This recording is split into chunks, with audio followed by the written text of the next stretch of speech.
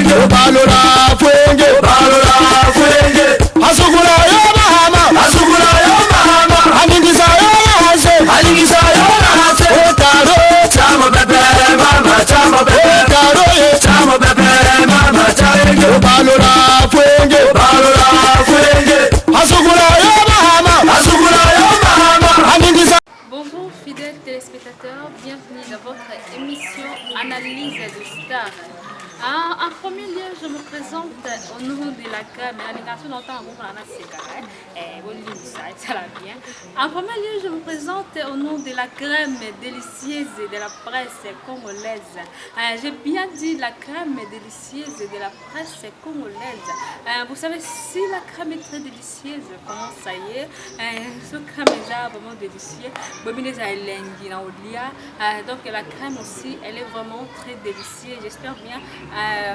Les professionnels, il faut bien taper délicieux. Oh, délicieux, merci beaucoup. Vraiment, aujourd'hui, nous sommes venus juste donner des news. Oyo et Tali. Mawa sangwa mawa otueli lelo oyo baby comme qui ba artiste comédien. Quand je dis les artistes comédiens, je généralise tous les artistes comédiens. Et si qu'on a dans artistes comédiens, il y a émission oyo est concerné yo. Maman ni comme na biso eza oyo etali matanga maman Chako. J'en profite de présenter mes condoléances d'abord à tous les artistes comédiens et comédiennes. Mes condoléances à la famille biologique de l'artiste comédienne Maman Chako et mes condoléances à la groupe de Maman Chako Oyo Atiki, le star de Maman Chako, si je ne me trompe pas. Vraiment merci Maman Likambozali. Bozo Kabanou selon sorti accord à Maman Chako. Sorti Maman Chako qui prévu et bima les trois. Mais bima quitté suite il y a famille naie, famille Maman Chako. Les artistes moi batiraillement on a ba comédien selon mbongo fama Maman Chako balingi mbongo fama Maman Chako balingi mbongo na bombi te po ba umse me poani olingi mbongo fama Maman Chako balingi mbongo fama Maman Chako balingi mbongo balobi mbongo ekokite moi ba bimse ba Maman Chako ezate ba comédien ba siliki ba comédien na minute ba koyeba Maman Chako te bakoyela bango te parce que vraiment Maman Chako bakomo saboter bango kuna na matonge bitumba ezobunda makapuna ba artiste comédien la famille donc eza vraiment ni nte zo mona ba artiste comédien tout le monde ba artiste mususu akufi au monde pe ba comédien ba ça vraiment droit chemin na ba comédien ma pe famille wana ba sportif pe comme ba comédien pe matanga lokala kinde kuna bino artiste bino mbombo sa nini bokunda ye maintenant les chemins par lesquels l'homme peut rencontrer Dieu, c'est la mort. Ici-bas, nous sommes des pèlerins. Notre pays est céleste. Aujourd'hui, Jackie Chako nous a précédés vers le Père. Oh mort, où est ta victoire? Oh mort, où est ton aiguillon? Chauveuse, pleure, Maman Jackie Chako. Nous ne dirons jamais adieu, mais nous dirons plutôt au revoir, car nous nous verrons,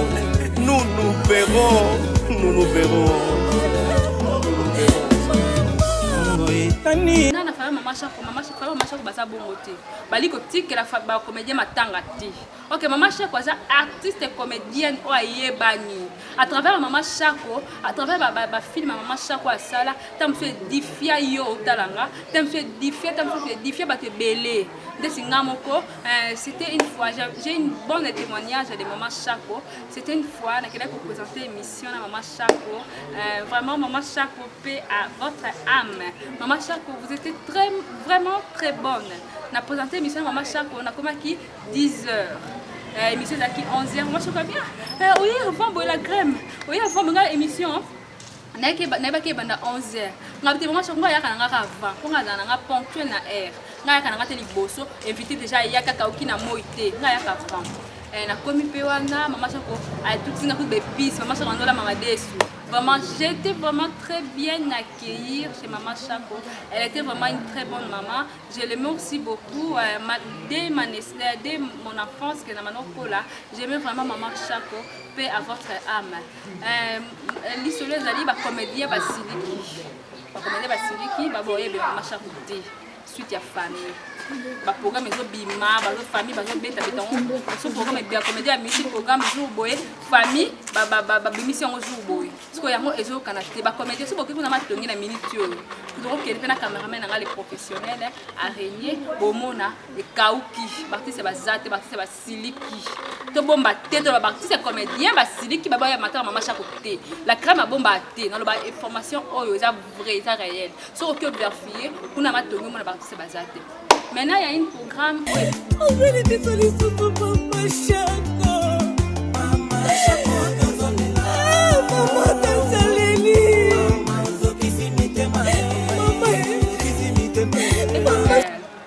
Nous avons un caméraman nanga, tous les images. Et bien Maman Chaco est dans la clinique quinoise. J'ai bien dit, et bien Maman Chaco est dans la clinique quinoise. Bon, bah, Maman Chaco est dans 51 RT. Et c'est ma fausse journaliste, c'est pas ça, ma fausse information. Moi, la crème, j'étais au terrain. Jusqu'au jour, Maman Chaco a coupé quand j'étais là. Si tu as aucune voix, tu es dans la clinique quinoise. Oh, il y a une clinique quinoise, clinique quinoise est dans Gombe. Il y a une commune, il y a Gombe. Et si tu as wapi, le lobby au Kinobi, c'est bien Maman Chaco. Après clinique quinoise, la place des artistes. Et si tu as artistes, nous sommes allés caca. Parce que c'est une place des artistes et c'est le monument des artistes.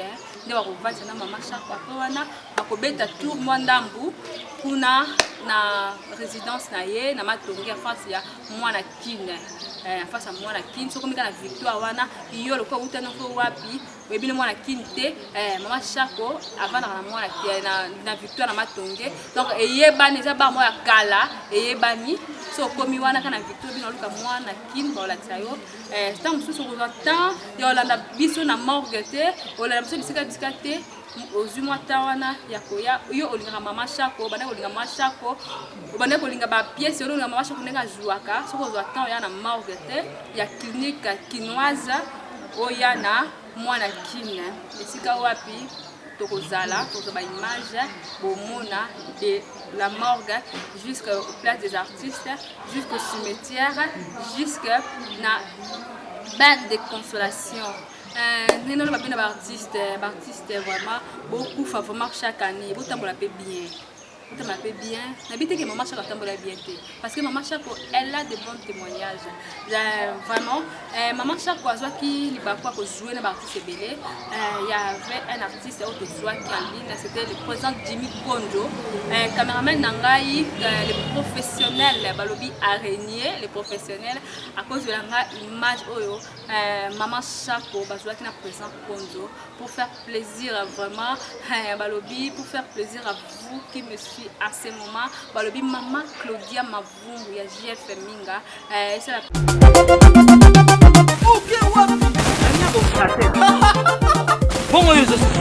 tenité oyo ekobomisa bato eza nango likambo ya antenne te eza nde likambo ya TV moto moko na Congo oyo aza koteka TV antenne eza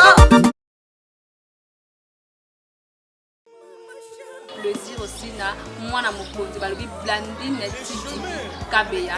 Vraiment merci l'élément et Joleka mwana botala merci mon caméraman pour l'élément du président Kondo et Maman Chaco déjà yé tout de suite ba mususu ngolo bateke bo jouer na Maman Chaco te et on bateke yo ka président Kondo te eza muto ngala kutani na ye parce que na crème na jouer na Maman Chaco des éléments yango wana élément pe ya publicité yango wana élément pe ya Maman Chaco azwaki na président Jimmy Kondo vraiment artiste lobby bo ebele bo la Maman Chaco vraiment et ça la bien bo la famille te ba famille bazaka bongo to biso bata TV to le garantie to nyoka mo tambola ba tendance bani makolo famille azarate tant aux autres tables, aux autres qui ne famille à rater. Mais tant qu'on couvre, tant qu'on couvre, les familles comme Robima, Nanoko, n'a pas les. nga yaya ko ya mama Chako nga yaya la crème mais tant aux onyo kama boy bozala te tant to kufa des familles on makam to mona pa mama Chako to bande ko nyoko ma j'avais dans un reportage moko na sakne mama Chako alobaki alobi tangu annonça ki bien na ba kondi mama Chako alobaki ba konza mboka o tangu ya za vivante boy opesa ba mbongo boy opesa ba ni pa boy ki na ye tangu famille on dirait mama Chako ye ba ki vraiment on dirait mama Chako ye ba ki alobi tangu na kokufa na bona nga famille na ngai basa nini baya bando lia mbongo ya musala kuti basala kite tangu na zo nyoka mo kende bon bazala kite on dirait mama Chako ye ba ki ya ngo opete zo mona na matanga mama Chako